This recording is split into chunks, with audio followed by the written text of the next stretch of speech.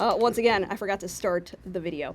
Okay, we are looking at Wedding Singer. I crammed it into the Watts Theater. We are going through the workbook and the plan views. We will go through, I will talk through the system diagram and all the paperwork that I have generated as fast as possible with the intent that we will make an equipment list together and also correct my mistakes as we go. If you guys notice that I have made some sort of leap in logic, such as we can't possibly do that in the Watts because of reasons. Because I was there on Gangsters, and there's a big hole in whatever, you know, like, yeah.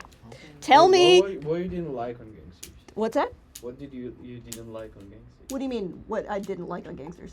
I'm saying... If you remember something because you have been in the Watts recently, this is not me saying, like, I'm not doing it like Gangsters because reasons. This is just how I would do it.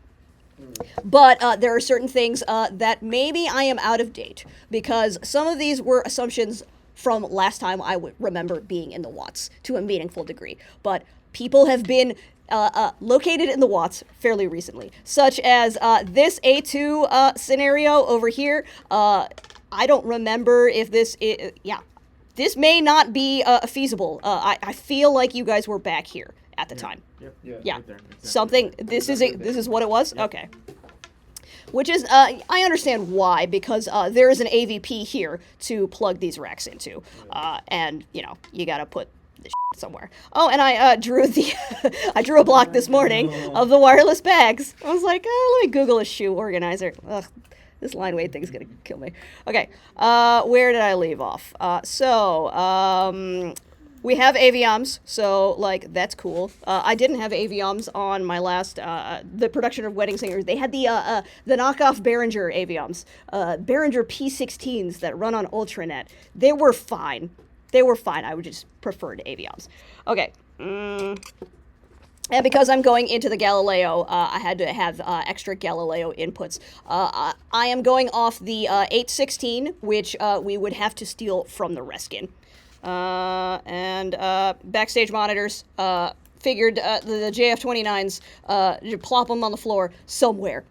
Point them at the crew backstage. And I was thinking about giving, but then I abandoned ship because I think I ran out of something. So maybe give the stage manager a booth monitor later. But they'll probably be fine.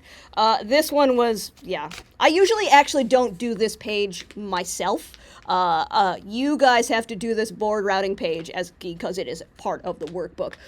Professionally, I don't do this because I'm usually just programming the board. Or I have a mix engineer who can make enough assumptions to know that Vocal Bus has everybody in it. Or they can text me questions. But this is for you guys to practice, but professionally, I just kind of assume that you can figure out based on what this is and what this is, where I might want things routed, or I will do it myself. Depends on, depends on time, our relationship, how comfortable you feel having me touch the board. Some houses, I am not allowed to really touch the board because it is a union house and we are very strict about non-union people touching the equipment. Sometimes I'm allowed to touch the board, sometimes I'm not. So, depends. Again, depends on our relationship. I have gotten slapped on the hands like, please don't. Yeah, sure. Okay, so physical I/O. Oh, I didn't finish this part. Well, this is something that I would need to fix because I move these around a whole lot, trying to make sure that I got, I filled out the 16 Omni outs correctly. So we have an A1 talkback because our mix engineer is up in the balcony and will probably have lots of things to say to the conductor, for example. I don't know if Maddie ever used it, but whenever I am up at the board, I appreciate having a mic. So I can, not have to yell across the room. Stephanie also likes to yell across the room because she has that kind of voice. I prefer a microphone. So the TO, there is a TO that is intended to be in a rack backstage. Let me find my rack elevations. I did not finish them, I don't think, but I got pretty close. Zoom objects. I don't think I did the rack from, yeah. Need rack for A1. That was my note to self of like, here's where you left off when you had to pick up your daughter. So here is, I expect to need maybe a 12U rack for the ULXDs with a network switch on the bottom. I would expect to need 3 distros because distro can do about 4 channels on its own, but then I would daisy chain this distro into that distro, and basically just counting and looking at the picture of a distro.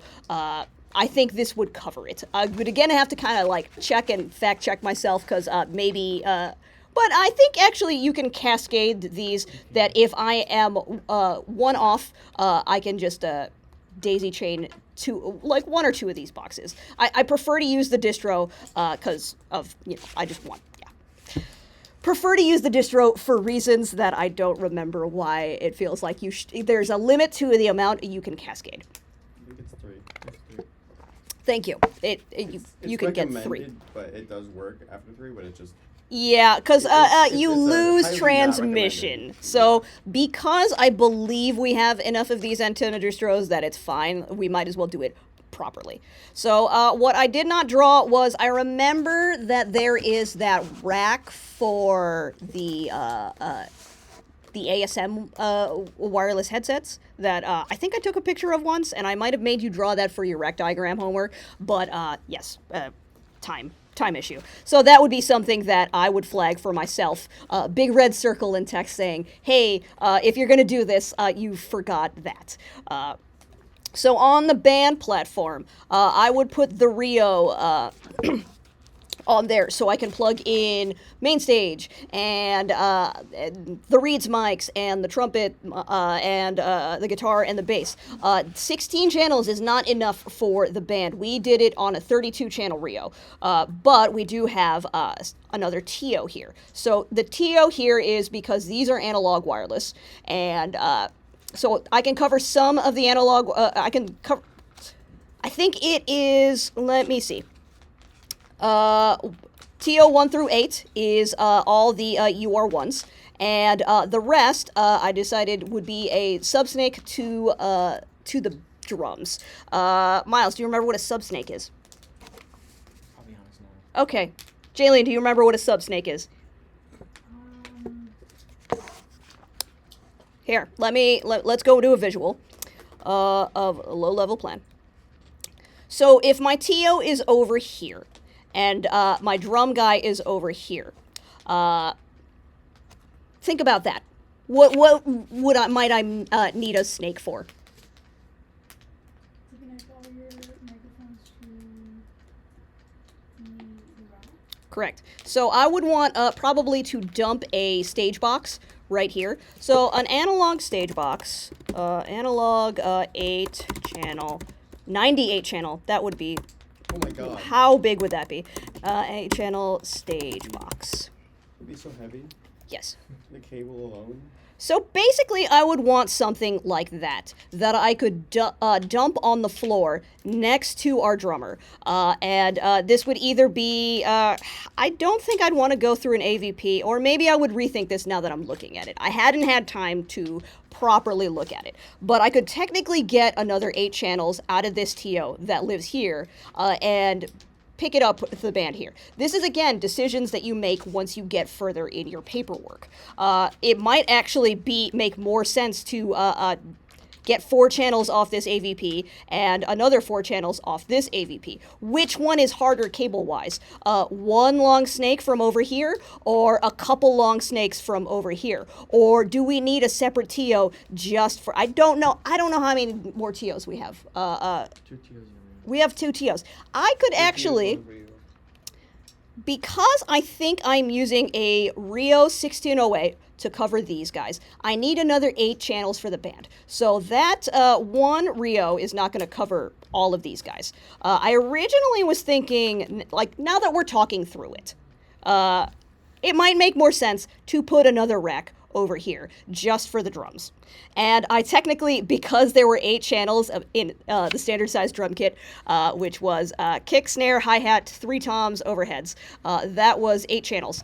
It would have fit nicely in in that TO. I cut the mark tree. There was also something else.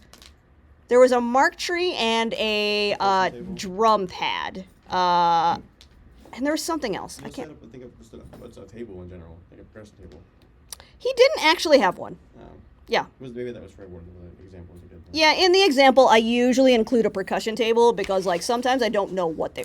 But this guy had, in lieu of a percussion table, he had a Alesis drum pad. I can't remember what it was. So it's basically the drum pads are fairly common. I see the I can't remember what model it, but I see a Roland one sometimes where you essentially assign all these pads. This is a shaker. This is a cymbal or maracas. So you can just basically hit this with a drumstick and it MIDI triggers like some sort of digital drum. These are pretty nice because, you know, you just assign digital samples to any one of these buttons, and then you don't have to drag in your bongos or your whatever. So these are pretty nice. There's also one called a mallet cat, which I think is pretty fun, but are kind of annoying to program if I have to do anything with the program. It's like a xylophone version of that. So this has stood in a couple shows that I have done for various flavors of percussion before. But yes, we no mallet cat in this show. Who programs that? Is that the main stage person? I expect the drummer to program it themselves because I usually don't want to have anything to do with it because, like, I don't know what the goal is. I'm not familiar with the thing. I just care about how big it is and how many outputs. Like, I just want to be able to plug in like a stereo out of that thing. However, it's not to say that it hasn't been made somewhat my problem before. Actually, it was made Stephanie's problem, and I was pretty salty about it. On this one, main stage was actually made my problem, which was very unfortunate for me because I have been trying to avoid learning too much about main stage. It is an entirely different discipline. Digital music programming is something that, like, you should hire a specialist to do, and I don't know. It's like if someone was asking me to do, like, lighting things. I'm familiar with lighting things. I could probably competently hang a light or two, but ask me to do anything of an advanced degree, and it's like, no, you should just hire somebody who knows what they're doing. But now I know more about main stage than I ever expected or wanted to know. But which maybe I'll teach some stuff about main stage at some point. That was a tangent. But, you know, this whole lecture is a tangent because we were supposed to be talking about Minotaur today. So let's see. If I was to add, let's go down to our rack elevations, which are over here. I'm going to move these closer because I'm going to lose them very often.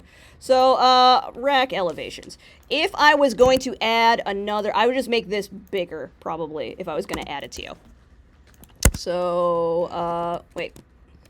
Let's just copy paste. I would want an 8. So, I'm going to take this, delete that, delete all that, and stick, I guess, the Rio on top, and then open space for cables between them. And then the Aviom distro is pretty small.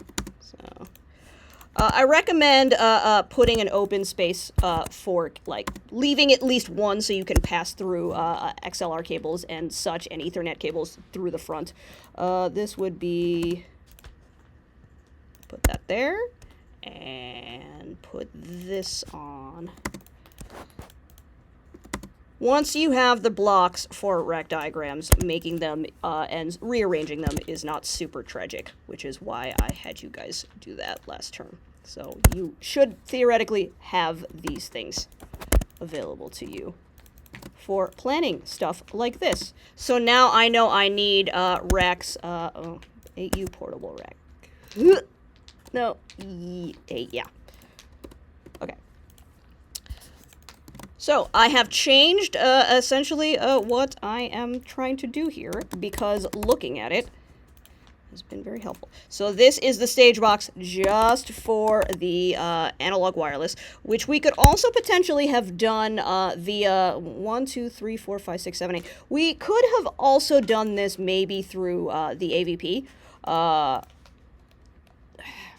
Does anybody remember how many XLR ports this guy has? I'm going to have to actually pull up Ethan's drawing. How many XLR ports? Yeah, XLR inputs. Because if we had analog wireless to here, I would need XLR outs, which is where the TO was supposed to come in.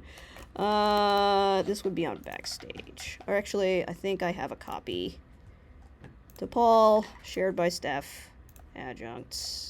No, TTS, Sound Central, DXF, AVP panels. There we go. So let's look. This is Watts, Floor, and Belk. So I would be able to do it off of these mic lines and these tie lines, but that would kind of fill up the entire thing. So I'd probably want to do a TO. Because there would be some reason why I would be pissed that I didn't have a single XLR port on this side.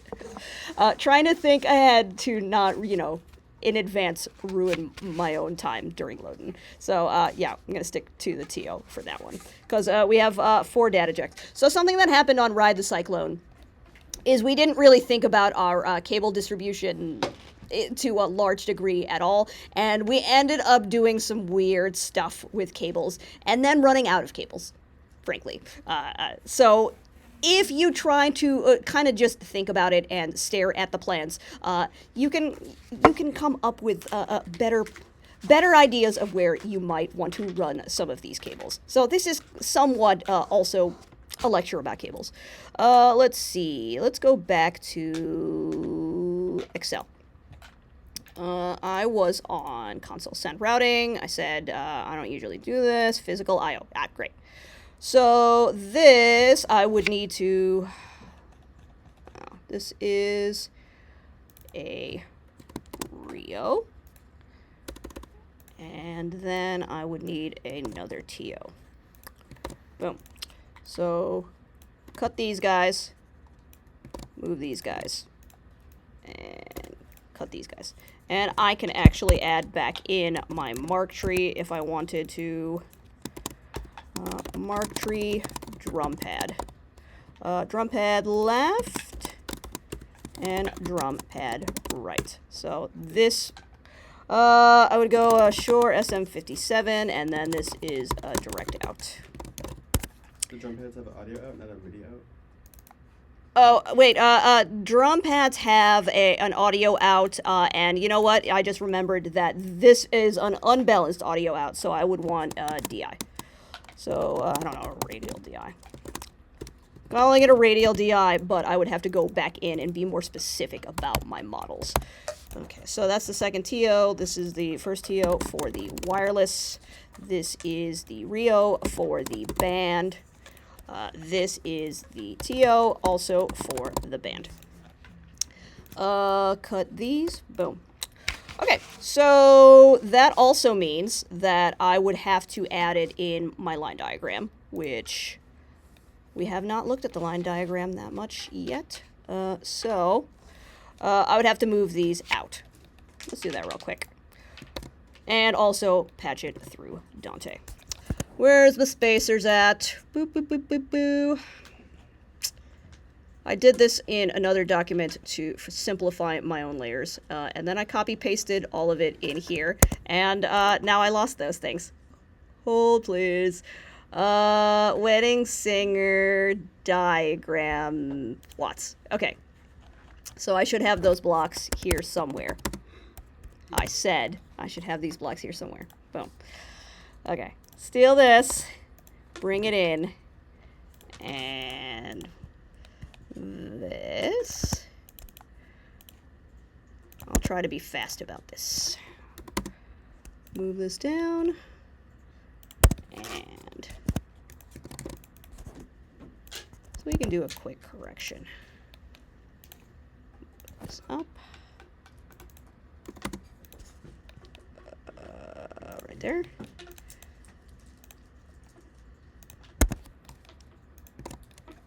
Anybody got any fun weekend plans? Apartment tour?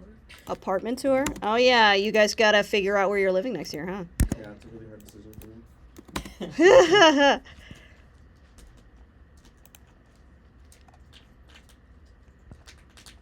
Okay.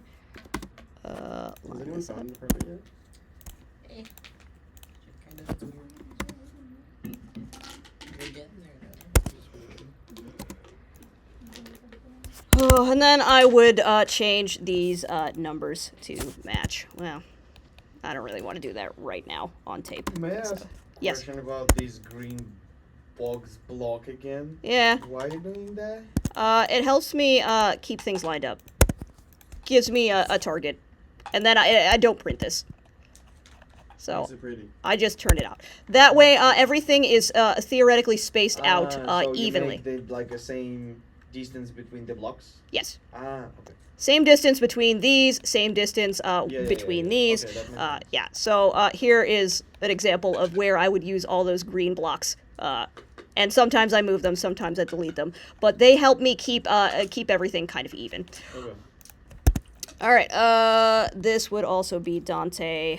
I would need to connect this to the network switch. Oh, do we have enough room in our network switch? We have one more, which is great for me. So we have the six ULXs, which will be going through Dante. We have the stage TO and the band Rio. And I would need to add the band TO. So it would be, I don't know, number 9 would be the band TO, which I would add. And I have 2 network switches. I'm not doing Dante primary and secondary. So this theoretically is a 10-port network switch. So this is now full. I cannot add anything else over here. So put that there. You just daisy chain the boxes, Daisy chain what? the stage boxes. Oh, I suppose I could. That might be easier. Yeah, why don't we do that? Smart. I guess I'll usually go off the topology that every single one of these needs to have a separate return to the network switch, just in case. Because the issue with daisy chaining is if this one went out, it could also take this one out. So it kind of feels like better practice to have everything on its individual so that, maybe we could limp by. But we're not really going to limp by on drums alone. So you're probably right that logistically doing daisy chaining off of Dante's secondary would be fine. So we could do that. I sometimes forget that You can also daisy chain the. you can do that, and people do that all the time. It's just, I don't design my stuff that way. I try to design with everything has its own thing, and Dante primary and secondary. Secondary not seen here. This would be Dante secondary. And then, RJ45. Oh, wait. Wrong one. It would be off of this one right here. Boom. Okay.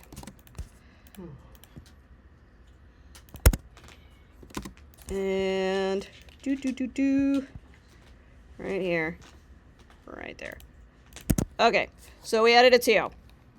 All right, let's go through no, let's keep going back to the workbook. So I fixed that. Here's how I'm laying out my 816. Oh, do we have a 616 or an 816? Oh, this is 616, so we're fine. The Reskin has a 616, right? Anybody who's been in the Reskin? I think it's a 6, yeah. Okay, great, cool. If it was something smaller, then I would have to rethink this. It is actually in the watts, it is a 408. Yeah. Usually when we're doing musicals, we snag DSPs from other venues because we need more signal processing. So here's how I'm breaking this out. Vocal bus will go to the main. Vocal bus pretty much goes to all of these except for the surrounds. The surrounds are for effects, music, and reverb. And then I have to have input for QLab for which is basically for this show was pre-show music and post-show music, intermission music, and I think there was like a sound effect or two that went through the mains. But yes, it was not a localized show where I would need discrete control over left versus right versus center. Everybody was just getting sound. So, yeah, that's how I'm doing DSPs.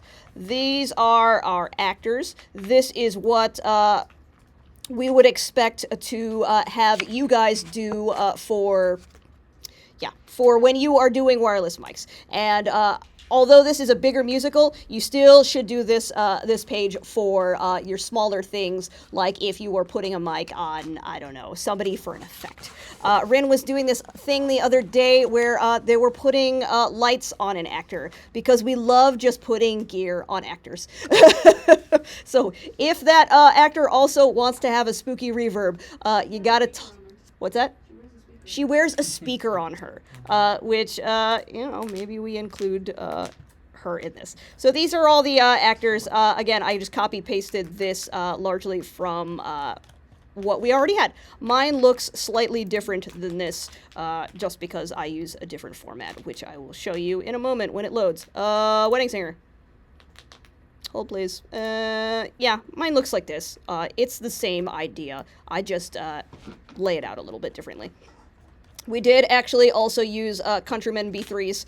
Not my favorite lav, and I might push for them to start buying twin plexes at some point. But getting them to get better lavs is low priority versus getting them to have actual real extension cords. Because we had a hum on a guitar that was just absurd because they were using like Christmas light extension cords. And it's just like, well, if you use unshielded cables, then if you use the worst XLR and the worst power cables, and if you don't use nice enough stuff, I'm not surprised when there is a buzz on the guitar that you can't get rid of. Can someone please just go to Home Depot with a credit card and buy some actual proper power cables? And I don't know what they did about it. I think they just made the guitarist mute and unmute when he wasn't playing, which was not a real solution, but I stopped trying to fix it. All right, and then here is the nothing, because we don't have UPAs in there, and I'm not using JF60s, because this is for JF60s we pretty much only use exclusively for ESP. Do we have any more JF60s than ESP? No. Okay, well, there you go. We had them, and apparently used to use them for surrounds. No longer. All right, let's pop through the line diagram then. So, yes, oh, here we go. A note that I probably gave some or most of you on your line diagrams was sometimes it's helpful to have numbers of now I know that I need 12 total of these body pack transmitters, and that, well, I didn't do that for the lavs, but you would check the RF sheet because we need 12 lavs as well. We are using, let's see, 6 ULXD receivers and counting, and 8 UR1 transmitters. The problem with the UR1s is that I suspect that they are not legal to use anymore. I have not independently confirmed, but I'm pretty sure that if it broke, one of these broke, Shure would not fix it. They refuse to, they are out of service because they're old, and they want you to move on to the newer models. So the lifespan on these they're limited. So what we should really do is either get more ULXDs, with all that money we have, or buy Axions and have these be the lousy ones. Also with all the money. Also, even more so with all that money we have. Maybe if we sell all the stuff in the Reskin. Oh, did you guys see the Chicago Tribune article recently about the Reskin? Yeah. No. It goes through the history of, let's see, Theater Loop Chicago. Chris Jones, our local theater critic, no, that's not right, was kind of opining about how it used to be called the Blackstone Theater. And it goes through kind of the history of Reskin 1910. of Think about all the famous people who used to perform in the old Blackstone Theater. And Martina's quoted going, "We don't have any money." And buildings for 1910 are expensive to run. Correct. But yeah, and it sounds like they're like, hope somebody buys it. Nobody appears to be interested. So, depending on what we do with the Reskin, maybe we'll have some extra money selling some of those UPAs or something. But UPAs are also out of date, so I don't think anyone wants them. So I would need to figure out a foot switch controller situation that is more detailed than this for our piano keyboard of a different model, which I don't remember what specific. This is the one we used on the show, but I'm sure we have a different one at DePaul. I would have to fill in which DIs these actually are. That would be a note I gave myself. I talked about how these aren't mics that we actually own, so we have to steal them from Stephanie. Let's see. Same note about the DIs. I don't remember. I don't even know how many DIs we have.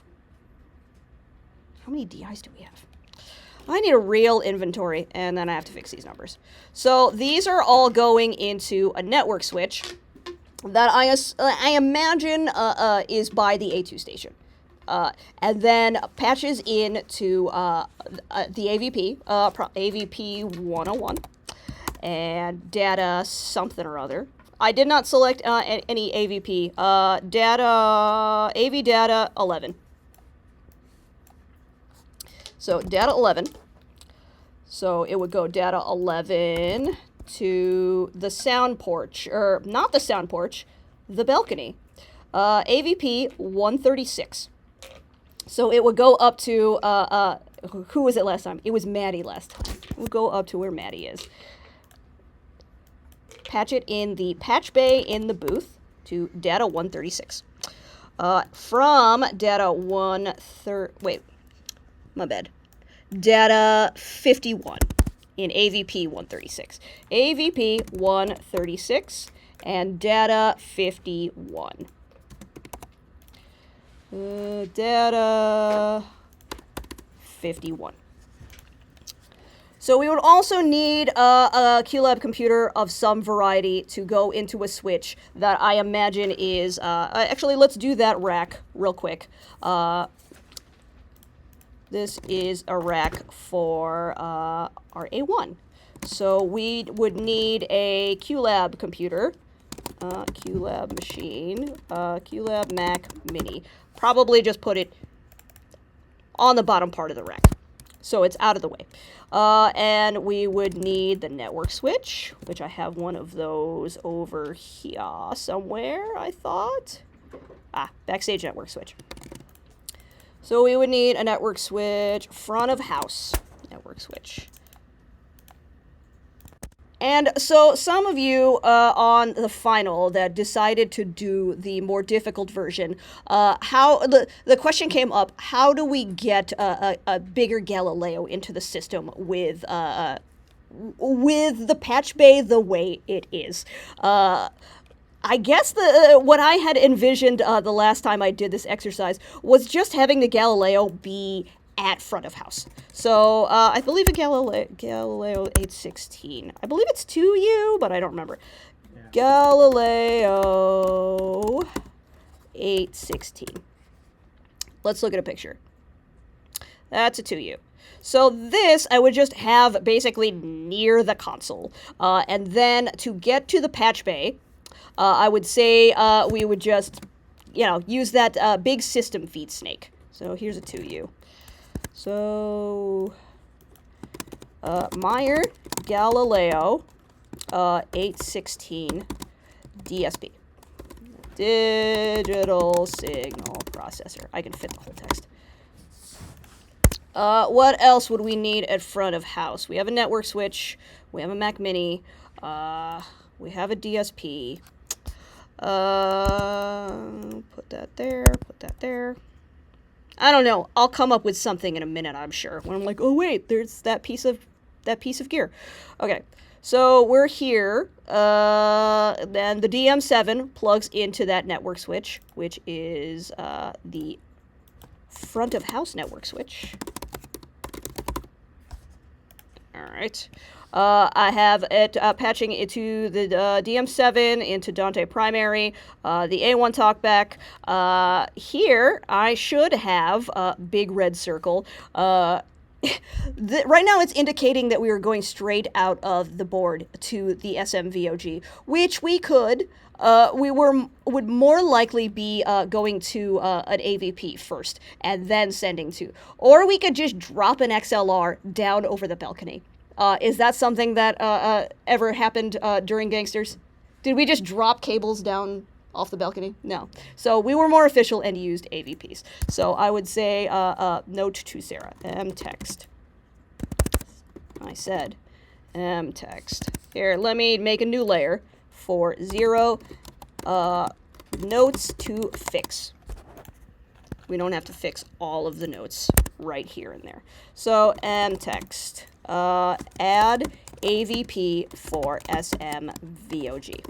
So the A1 talkback can come directly out of the board because it's just going right to where, yeah, you'll need like a 10-footer, not even. A 5-footer would probably suffice because it's just going to sit. So, ellipses. Right about there. Note to self. All right, I'm using my omnis. I would make this a snake, probably. This is a 1, 2, 3, an 8-channel snake. Or it could potentially be a bunch of short XLRs. Realistically, actually, it would probably be... We're very light on snakes here. It would be nice to have a nice set of short XLR snakes, but I don't think we have them. So this would actually probably be realistically a bunch of 10-footers. So 1, 2, 3, 4, 5, 6. 6 10-footers. Not my favorite. So the system feed snake. This is something that I didn't remember how many system feeds we have. I wanted to say we had 24 channels out of that. Does anybody remember how big the system feed snake is? 24 sounds right. 24. 24? Yeah. Okay, cool. Then I'm in business and I don't have to change what I'm doing.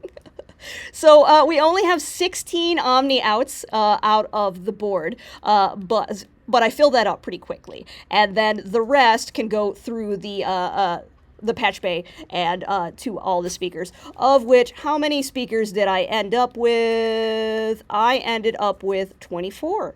So that works for our totals. Oh, is it drumming class? I can hear it down the hall.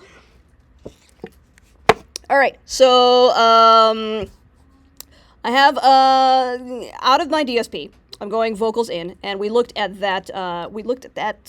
Earlier. Wait, AVP 136 is the balcony position, and this is system feeds. Yes, great, multi-pin mail. So I am using the entire system feed snake, patching either from the Galileo or directly out of the board. I'm going out on one of the last Omnis to, and I'm just, oh yeah, here's another thing that I would want to rack mount. The Shure PSM, the IEM transmitter. So that's another thing that I would add here. This is the Shure PSM 300 in-ear monitor transmitter, and this would be for the bed practical because the bed vibrates because it's fun and sexy. Okay, and ANET out. So Ashley, what's ANET?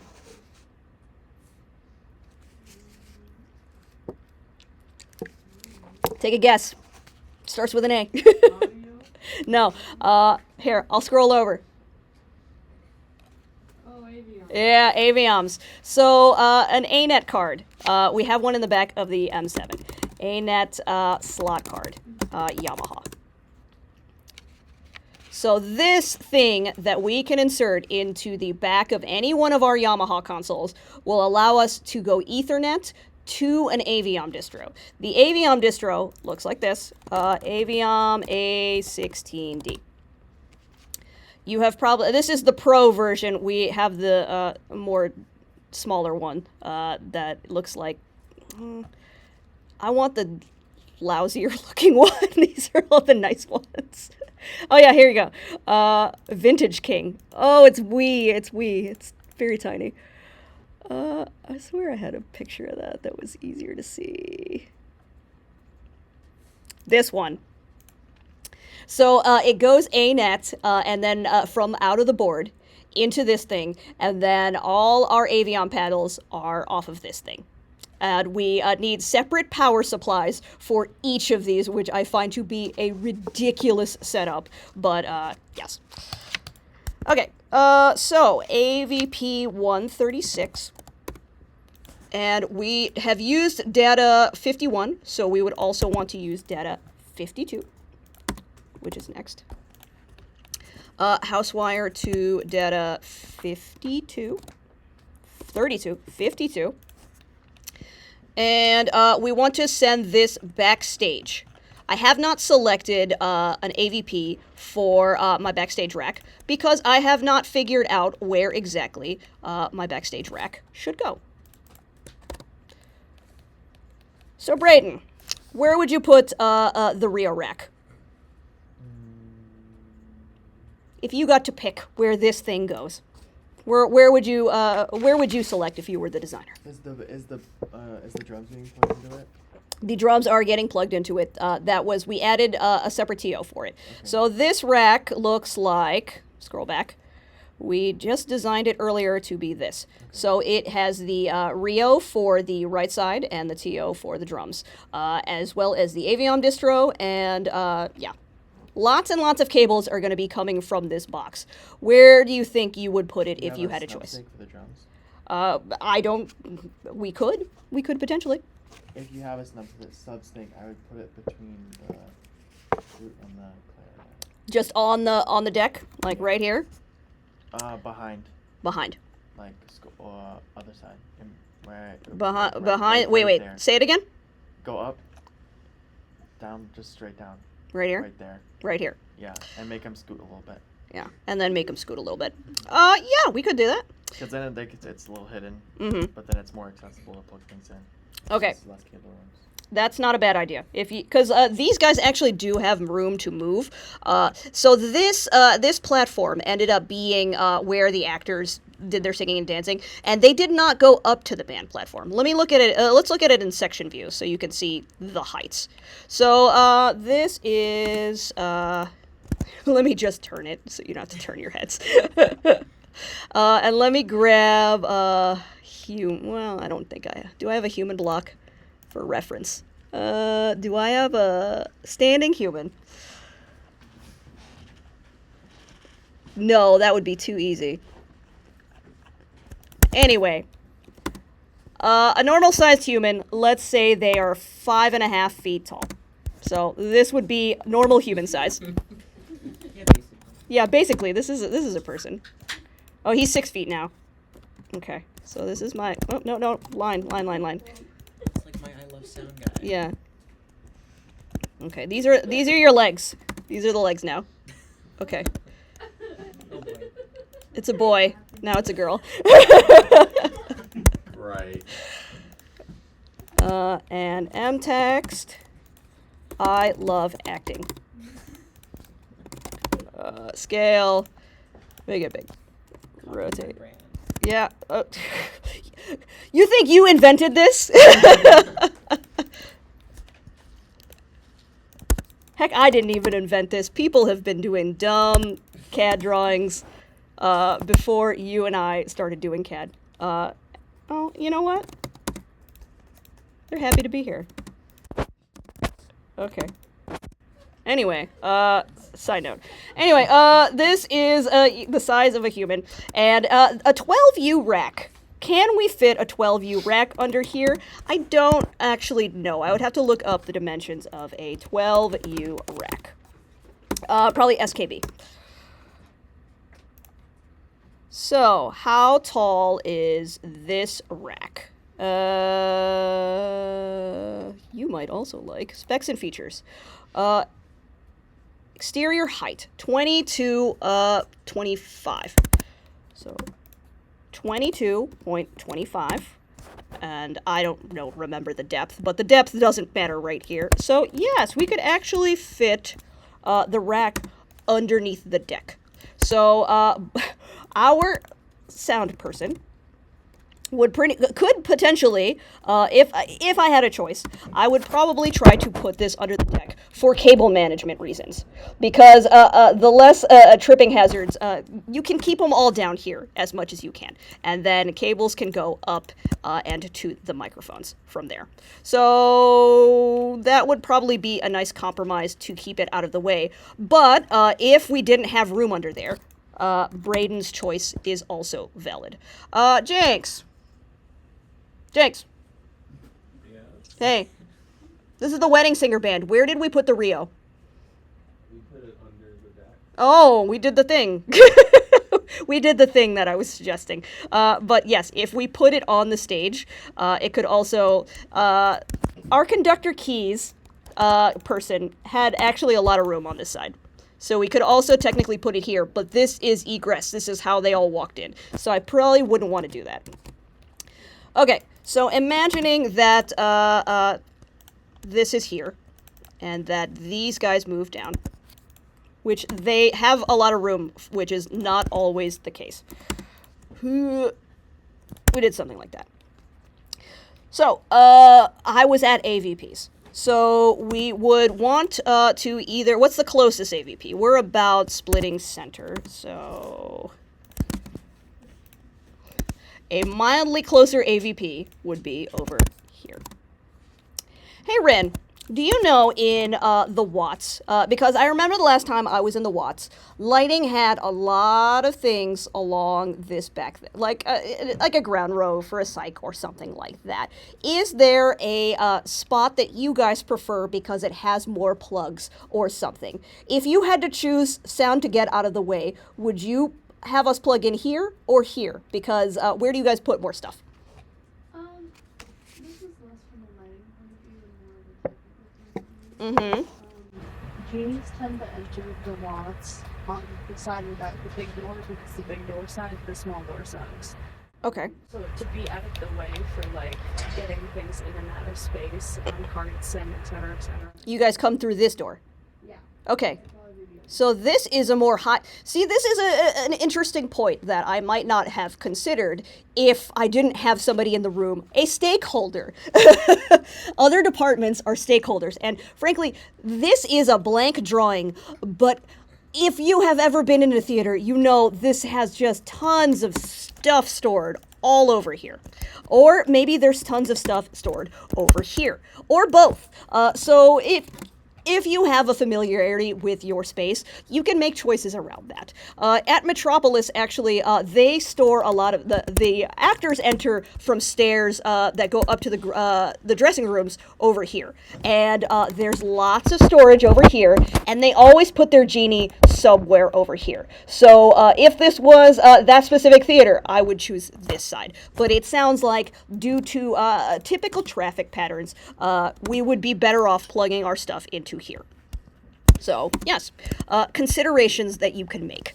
Okay, so this is AVP 102. I was just talking about Avioms, so that would be 102 and AV data 15. Okay, so where was I with that? Oh, line diagram, which is over here. AVP 102 and data 15. And data 15. Okay. So then this is all, that all makes sense to me, and okay, and then so people who did Lieutenant's Dream with all the Bluetooth speakers. Do you remember any of the models of the Bluetooth speakers that we had and used? That's funny. I'm just only remembering those knockoff JBL ones. Knockoff Chinese JBL. The SOS speakers. JBL. JBL something or other. I was gonna say Were there any ones that were like, this is the good one? I'll show you what I think is the good one.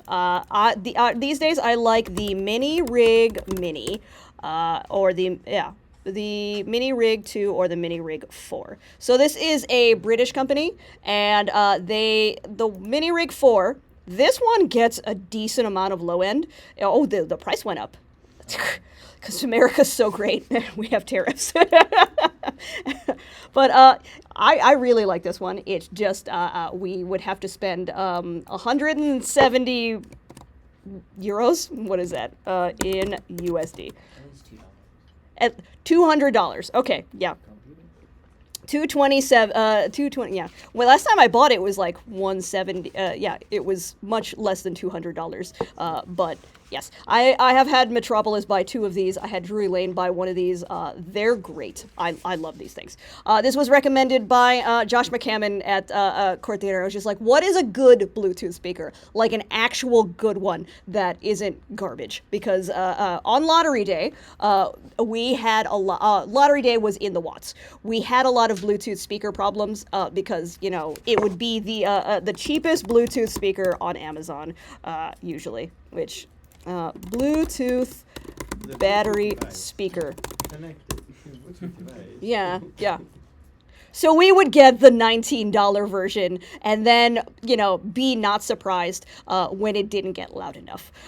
So we need something small, a small form factor that can fit inside props, but also something with a large enough diaphragm to potentially get loud and enough power and a decent battery. So there are a lot of factors that go into selecting these Bluetooth speakers. This one's probably gigantic if I had to guess. The walls? This is for like construction workers to listen to their jams while got they're one of those. working. You have one of those? Yeah. Yeah? What do you think of it? You know. It's durable for job sites. Yeah. And it's got a phone holder. Wow. Wow. Okay. Anyway, tangent about Bluetooth speaker.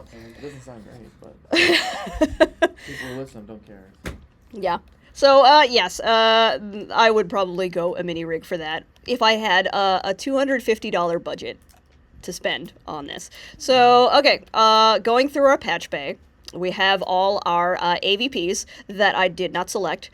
Here is how hopefully you guys vaguely remember from last term how you get up to the 3rd floor patch bay and how you get out of that loudspeaker patch bay. Yeah, and then the rest. So let's go and look at the rest real quick.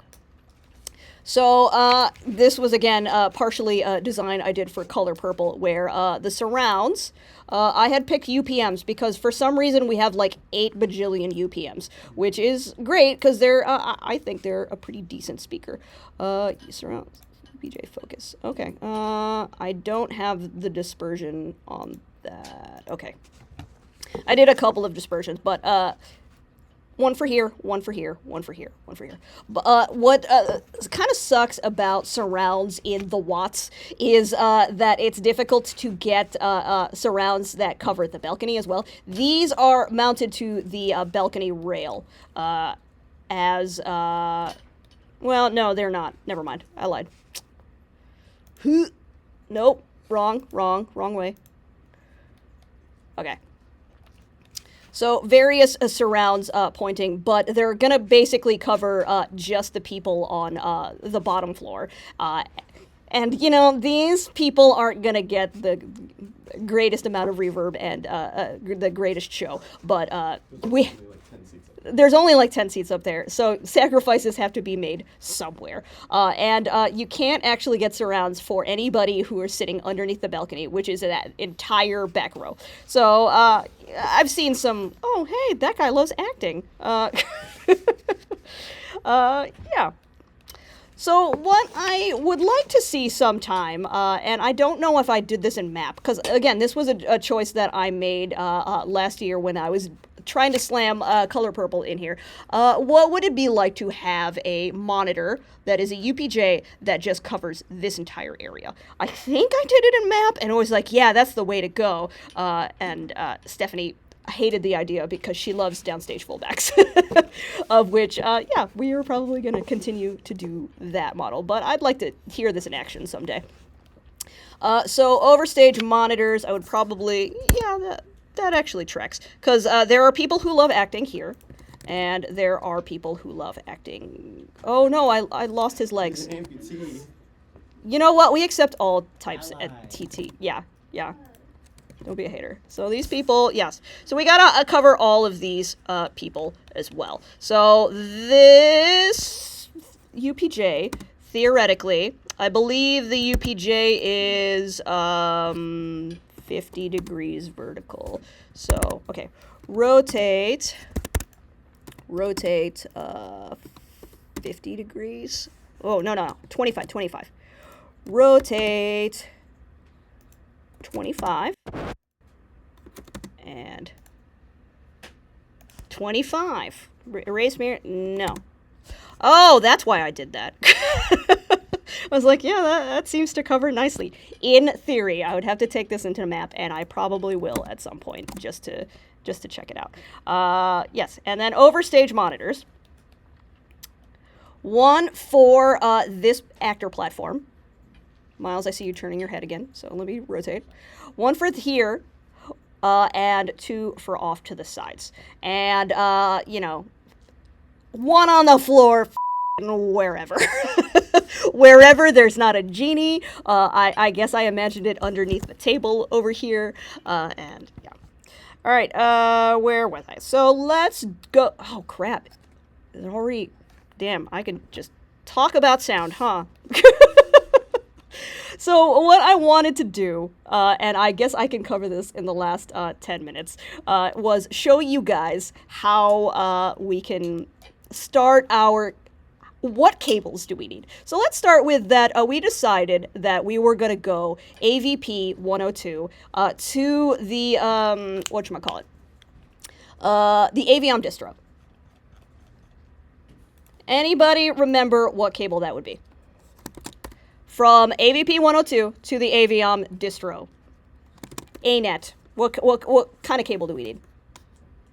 Jaylene.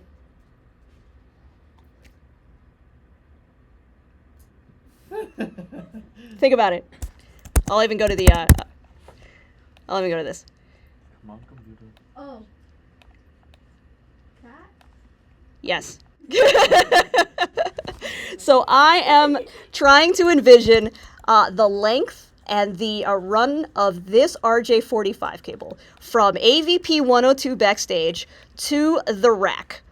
The Aviom distro is this thing in the band rack, which Braden said was by the Reeds player, and it looks like Aviom A16D.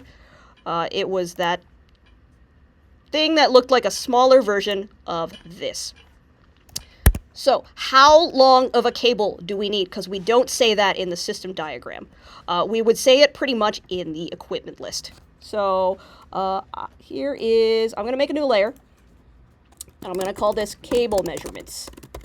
You can make multiple layers for this depending on how detailed you end up getting. I'm going to make this 0 so I can find it. Cable measurements. So this is kind of also partially of best practices, because sometimes people end up running cables, and I'm going to make this a certain line thickness. I'm going to make this 60. Let's see what that looks like.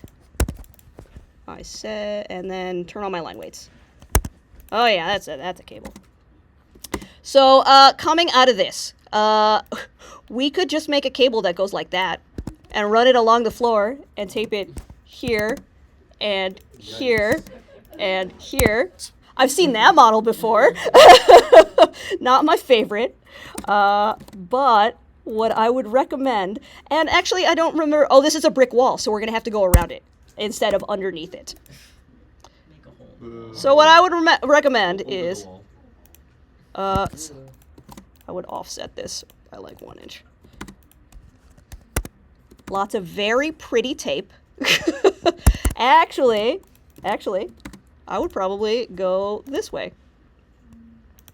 And then you would also get a probably either tape it down or get a one of those cable ramps, depending on how much traffic is back here. But again, this is me inserting.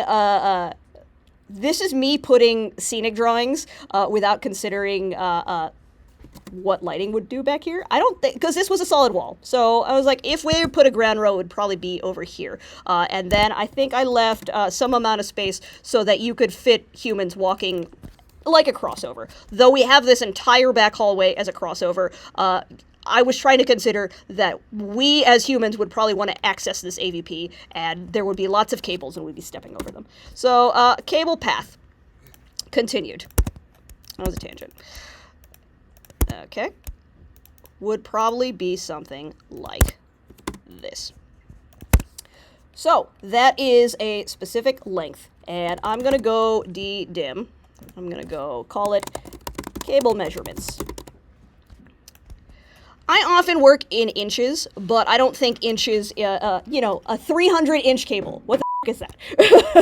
So I would go scale factor 1 divided by 12. So this would make it go into feet. So go back, modify. And my suffix, I would put feet just to remind myself what my unit is. So let's do that. Decimal feet. Did I make that current? I sure did. Great. So from here to here, 2.7 feet, plus 3.7 feet, plus 28 feet. Oh, this is turning out to be probably a 50, plus 1.2.